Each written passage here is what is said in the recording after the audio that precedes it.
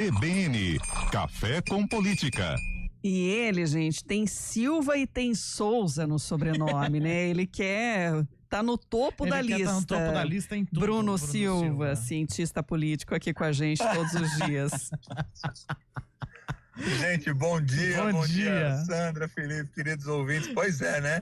Duplamente brasileiro, né? Além do Silva, tem o Souza. É Souza da Silva, né? É, Bruno, o que é isso? Souza da Silva. Antes da gente seguir até com a informação, deixa eu dar o link aqui, porque a gente fica curioso, né? É censo 2022.ibge.gov.br/nomes/ranking. Já fiz. O meu sobrenome faz jus, né, de onde eu venho, que é onde tem a maioria mesmo da família Lambert. Itália. Tá tudo lá. Não, Felipe, em Cambuí. Ah, em Cambuí, é verdade. Esqueci. Né, no Brasil. Eu tô pensando no... Eu tava viajando na maionese. Mas, Felipe, mas é chique, né, cara? Você não tem um Lambert no nome, não. É até difícil de falar, né? Não, e o meu nome também tá nos 10 mais, porque é Felipe de Souza, o meu sobrenome, né? Felipe de Souza Pereira. Tá tudo ali. Tá tudo ali. Rodrigues. Parente. Do nosso bolacha. Do nosso bolacha, que o nosso operador, Eduardo Rodrigues, também. Eduardo Rodrigues Gonçalves ainda. Olha lá, ao contrário, Eduardo Gonçalves Rodrigues. Gonçalves tá em 21ª colocação. Mas se combinar bem, final do ano dá pra fazer uma festa aí com todos os Souza, velho. Pouca gente. Tem a Thalita Souza. É verdade, hein, gente? Que isso? Festa do Souza. E olha que nem são parentes diretos, então, né? Pois é. Família é grande, hein? Bruno muito bom. Bruno é 22º lugar em Campinas. De nomes. Fica o registro, Bruno. E Eduardo, 24º. O primeiro em nome? O primeiro em nome é Maria. Maria e segundo José. Maria. Isso. Em Campinas também, né? Maria e José. É igualzinho. Também, né? Nacional, né? Preferência nacional. Agora a Samila, Samila existe. Samila deve ser só uma. Deixa eu ir na última. Mais além da Samila? Deixa eu ver. Alexandra. Eu tive um aluno uma vez que tinha um nome. Mais diferente. De Arlisson é mais. De Arlisson é bom. Sandra tem 0,27% em Campinas. Tem pouco. Tem poucas. São 3 mil Sandras. Mas a gente gosta, né, dessas pesquisas, de descobrir, a gente se diverte, né, e descobrir a origem, que tem isso também, né, pra saber não só localmente, mas isso, né, dos nossos ancestrais aí. Dizem, no meu caso, que estão lá na Europa, Felipe Pereira. Então, por isso que eu fiz a associação com a Itália. Ô Felipe, mas eu ia brincar e dizer o seguinte, pode ter 3 mil Sandras, mas Sandra Lambert é uma só tem ela. Aí o pior é que sabe que eu já pesquisei e descobri uma pianista francesa, viu? Sandra Lambert? Meu Deus. Tá vendo? A internet nos ajuda nessas conexões aí, viu? Olha, eu não achei Samila ainda, mas achei Sâmia. Sâmia tem. Vamos deixar o tempo aí até pra Samila pesquisar também, pra contar pra gente. Enquanto isso, a gente vai tocando aqui o nosso noticiário, né, pra falar também de política, da movimentação na Câmara. Ontem a gente comentou aqui sobre a audiência pública da Comissão de Finanças e Orçamento.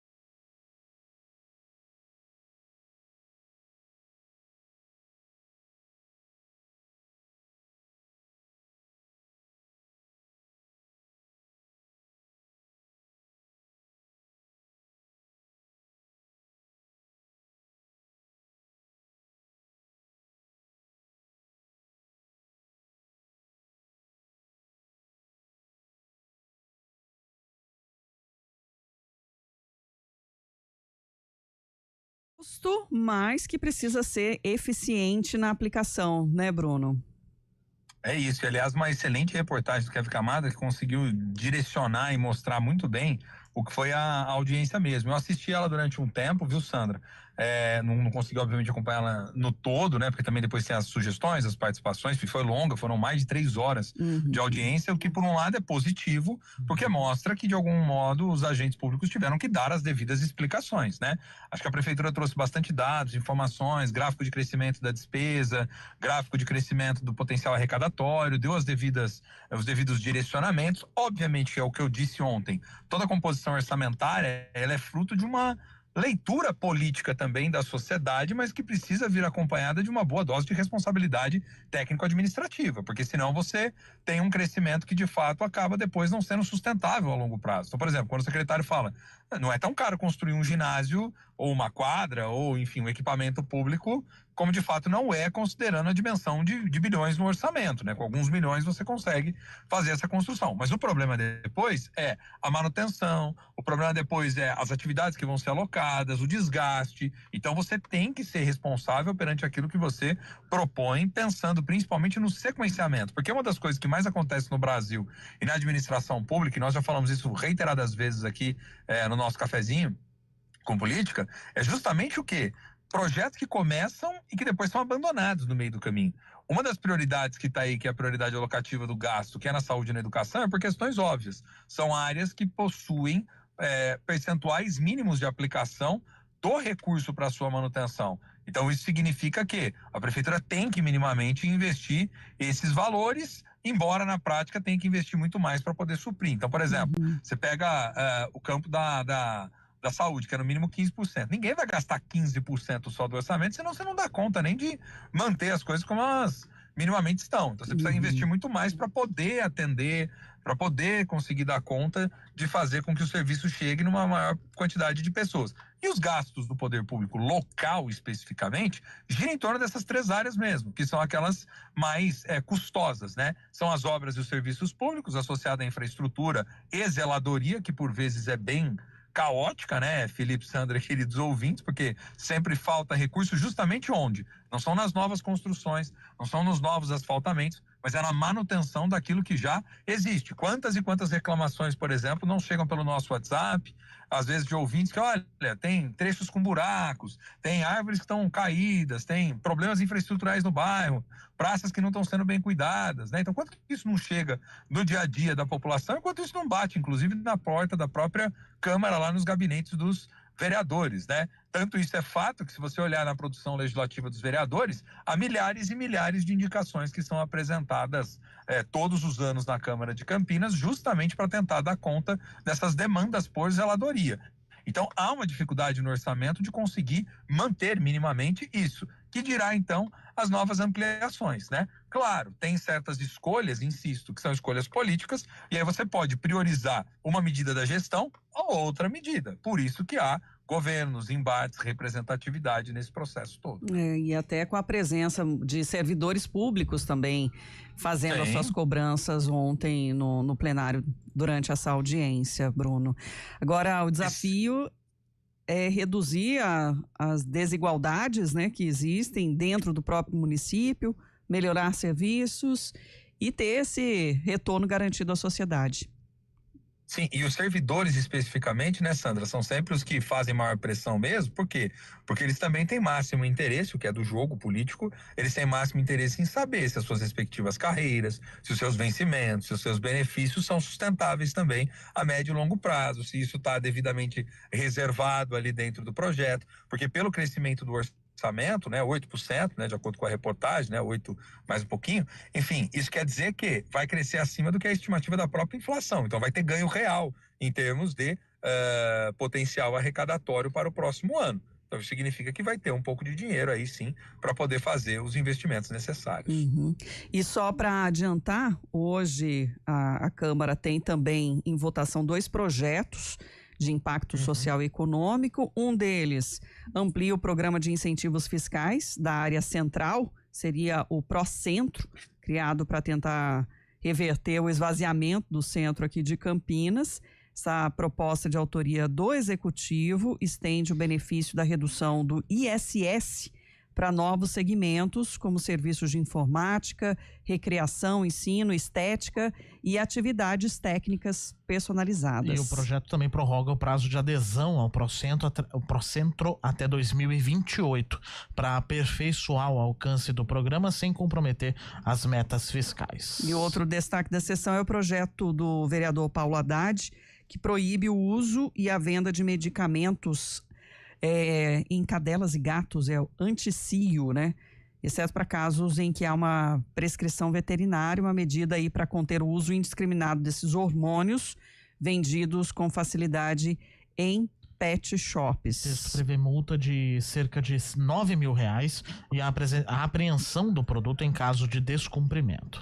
Aí tem a questão, né, do poder público atuar de forma planejada, né, para as situações aí do centro, de fiscalização, transparência, e aí tem a questão do bem-estar animal, né, a saúde pública, que é uma outra demanda que está sempre em discussão, né, Bruno?